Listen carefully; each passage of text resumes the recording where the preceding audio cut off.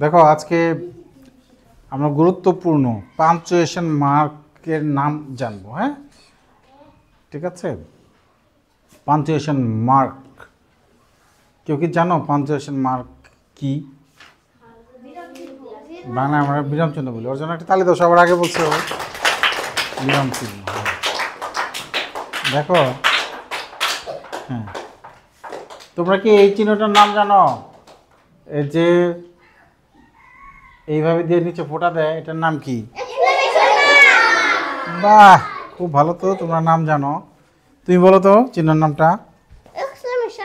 বাহ, তুমি বলো তো। দাঁড়াও দাঁড়াও, আচ্ছা তুমি বলো তো। Exclamation mark. সবাই আমরা এটা একটু মুখে বলি, এক্সক্লেমেশন মার্ক। বাংলায় নাম জানো তো এটা? আশ্চর্যবোধক চিহ্ন। হ্যাঁ, এই যে এটার নাম কি? কমা। তারপরে এটার নাম কি? Question mark.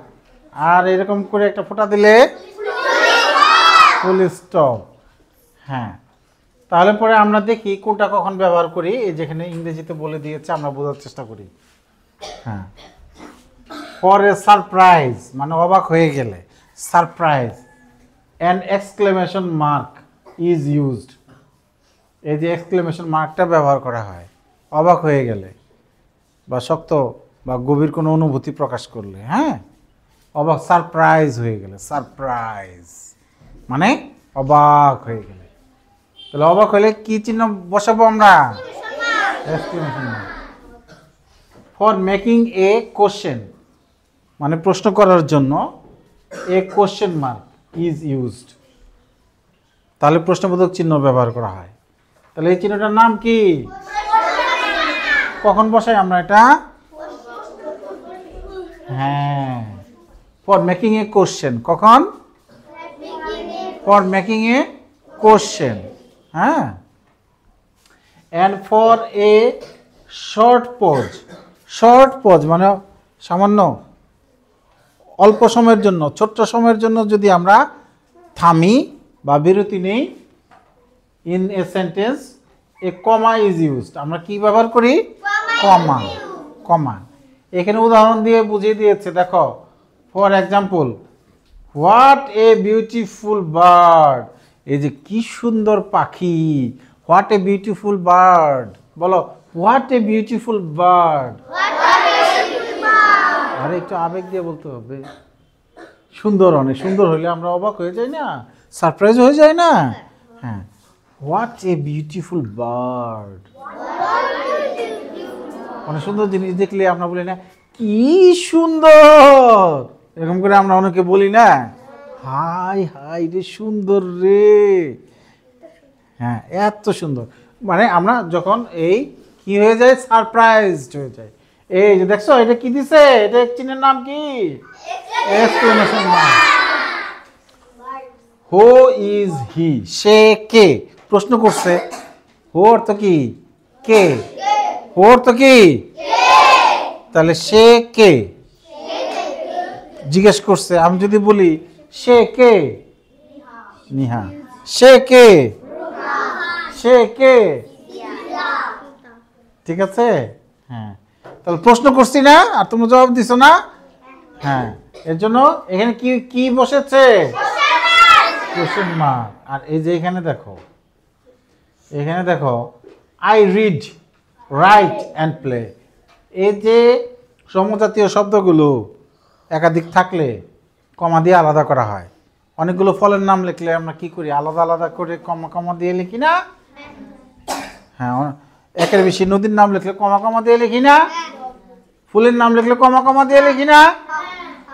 হ্যাঁ, এখানে আই রিড, এই যে রিড, রাইট অ্যান্ড প্লে, পড়ি, লেখি এবং খেলি।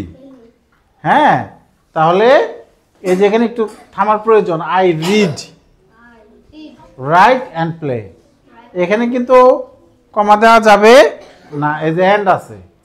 শেষেরটা এরকম অনেকগুলো শব্দ থাকার পরে শেষেরটা এন্ড লেখা হয়, আর আগেরগুলা কমা দিয়ে আলাদা করা হয়। হ্যাঁ, ঠিক আছে, বলো I read, right and play.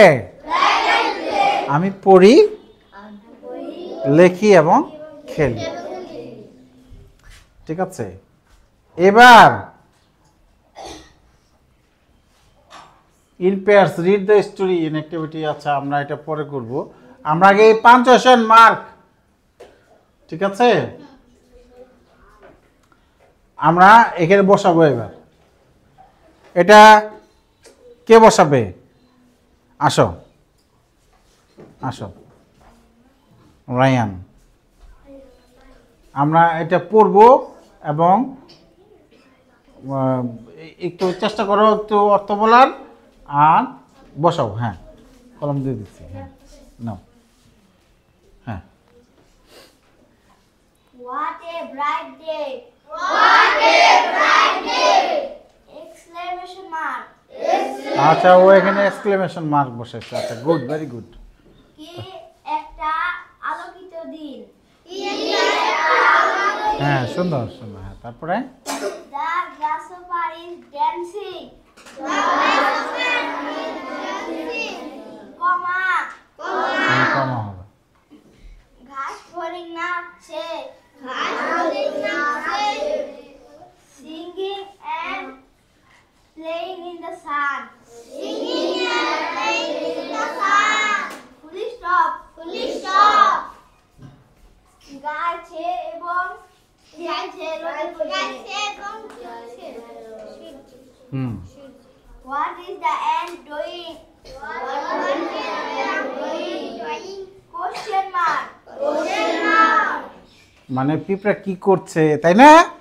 হ্যাঁ, তাহলে এখানে জানতে চেয়েছে, এজন্য প্রশ্নবোধক চিহ্ন। হ্যাঁ, She is carrying on ear of cords.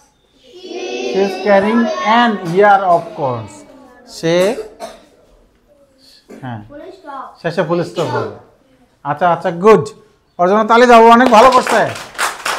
she is carrying an ear of corns, এটা মানে কি? she is carrying an ear of corns. সে ভুট্টার বাড়ি নিয়ে যাবে। গুড গুড, সে একটা ভুট্টার বাদি নিয়ে যাচ্ছে। আচ্ছা, আমি এবার মুছে দিলাম।